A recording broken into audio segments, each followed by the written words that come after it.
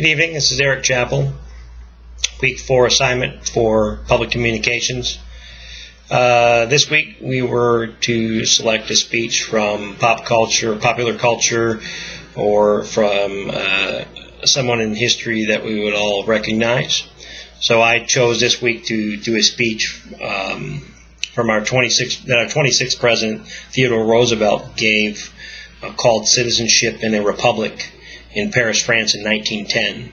Now, of course, I'm not doing the whole speech. I'm doing a portion of that speech.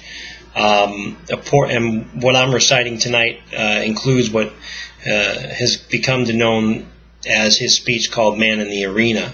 I started out a little earlier in his speech because I thought it was important to the speech itself, Man in the Arena portion of the speech, for everyone to know what Teddy was talking about. This particular speech has a lot of significance to me. I have always been a big fan of Theodore Roosevelt. Since I was a child, I've studied him. I've always admired him for a variety of reasons that we don't need to talk about. But I thought this would be the perfect speech. The significance of the Man in the Arena speech is a lot of people throughout history have drawn strength and courage from this speech. Most notably, recently deceased Nelson Mandela gave the copy of this speech to his the captain of the rugby team prior to them going on to win the world championship.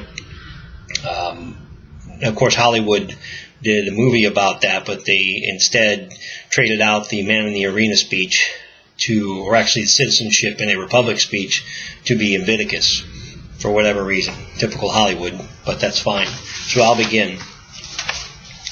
A cynical habit of thought and speech, a readiness to criticize work which the critic himself tries to perform, an intellectual aloofness which will not accept contact with life's realities. All these marks, not as the possessor would feign to think, of superiority, but of weakness. They mark the men unfit to bear their part painfully in the stern strife of living, who seek, in the affection of contempt for the achievement of others, to hide from others and from themselves in their own weaknesses. The role is easy. There is none easier. Save only the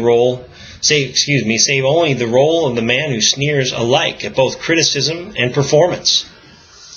It is not the critic who counts, not the man who points out how the strong man stumbles, or where the doer of deeds could have done them better. The credit belongs to the man in the arena, whose face is marred by dust and sweat and blood, who strives valiantly, who errs, who comes short again and again. But because there is no effort without error and shortcoming, but who does actually strive to do the deeds, who knows great enthusiasms, the great devotions, who spends himself in a worthy cause, who at best, in the end, knows the triumph of high achievement, and, at the worst, if he fails, at least fails while daring greatly, so that his place shall never be with those cold and timid souls who neither knows victory or defeat. Shame on the cultivated man who permits refinement to develop into fastidiousness that unfits him for doing the rough work of a workaday world.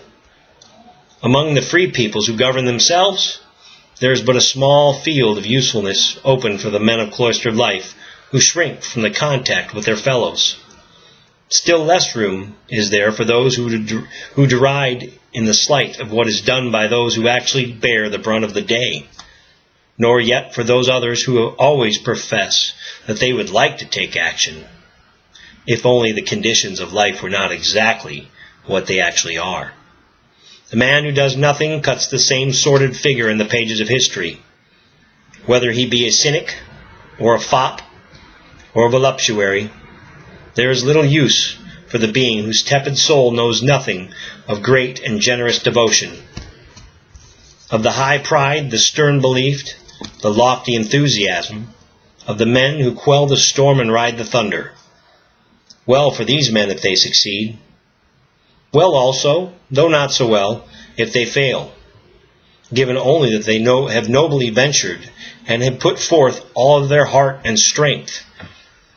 It is a war-worn Hotspur, spent with hard fighting, he of many errors and valiant end, over whose memory we love to linger, not over the memory of the young lord, who, but for the vile guns, would have been a valiant soldier. Thank you.